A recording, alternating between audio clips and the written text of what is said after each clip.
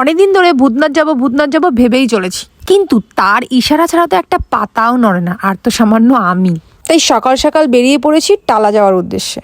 ওখানে একটা ফ্রেন্ড থাকে, তো তার বাড়ি হয়ে আমরা সবাই মিলে আজকে প্ল্যান করেছি গঙ্গার ঘাট আর ভূতনাথ যাব। তাই সকাল সকাল স্নান করে কিছু না খেয়ে স্টেশনের জাস্ট চা বিস্কুট খেয়ে আমি বেরিয়ে পড়েছিলাম।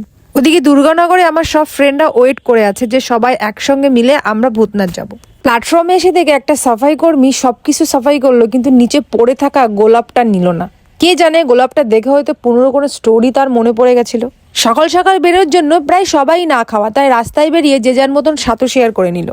তারপর আমরা বেরিয়েছিলাম আমার বান্ধবীর বাড়ি যাওয়ার উদ্দেশ্যে, মানে তানিয়াদের বাড়ি যাওয়ার উদ্দেশ্যে। এখানে আমি প্রথম এক্সপিরিয়েন্স আমার। এখানকার মানুষজন, বাড়িঘর, রাস্তাঘাট সবকিছু আমার কাছে অচেনা। এর আগে শুধু নাম শুনতাম কলকাতার অলিগলি, কিন্তু আজকে প্রথমবার সৌভাগ্য হলো কলকাতার অলিগলিতে ঢোকার। যাই হোক, বান্ধবীর বাড়ি থেকে আমরা বান্ধবীকে তুলে নিয়ে সোজা চলে যাচ্ছে ভূতনাথে। নিমতলা যাওয়ার আগের সাইডটা এত সুন্দর ভিউ, এত সুন্দর গঙ্গার ঘাট, জাস্ট অসাধারণ। দেখো কথায় কথায় চলে এসেছি আমরা নিমতলা। এটা হচ্ছে ভূতনাথের গেট। শুনেছি বন্ধ হয়ে যায়, কিন্তু আমরা একটার পরে গেছিলাম, তারপরেও দেখছিলাম ওটা ওপেন ছিল। হয়তো সৌভাগ্য আমার। যাই হোক, আমরা কেউ দেরি করিনি, আমরা নিজেদের মতন করে গিয়ে পুজো দিয়ে এসেছিলাম আমরা। এটার পাশেই নাকি নিমতলা শ্মশান, আর নিমতলা নাকি একটা শ্মশান না, এখানে নাকি 4টে শ্মশান। ভাবতে পারছো, আমি তো জানতামই না। আমার যতদূর মনে হয় কলকাতার মানুষজন এই নিমতলা ঘাট বলো বা গঙ্গার ঘাট বলো, এখানে শ্রাদ্ধ শান্তি করে।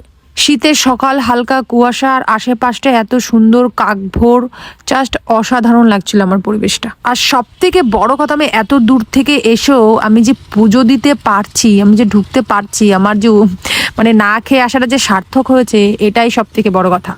প্ল্যান তো অনেক দিন ধরেই করছিলাম, কিন্তু হট করে যেভাবে চলে আসা হবে বিশ্বাস করে কখনো ভাবিনি। আচ্ছা, আমার মতন কে কে বলো তোমরা ফার্স্ট টাইম এখানে, আর কে কে আসোনি সেটাও বলো। দেখো, জীবনে ভিড় ভাট্টা, কাজকর্ম সবকিছু এগুলো তো লেগেই থাকবে, বলো। আজকে বেঁচে আছি, কালকে নাও থাকতে পারি।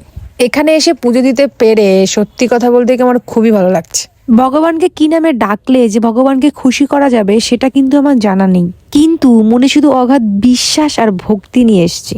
আমি আজ প্রথমবার আমার ফ্রেন্ডদের সঙ্গে এই ভূতনাথে এসেছি, তার জন্য এই নর্থ কলকাতা একটু ঘুরে দেখার সৌভাগ্য আমার হয়েছে। কথায় আছে শেষ ভালো যার, সব ভালো তাই। তার বছরের শেষের দিকটাই চলে এসেছিলাম একটু বাবার কাছে।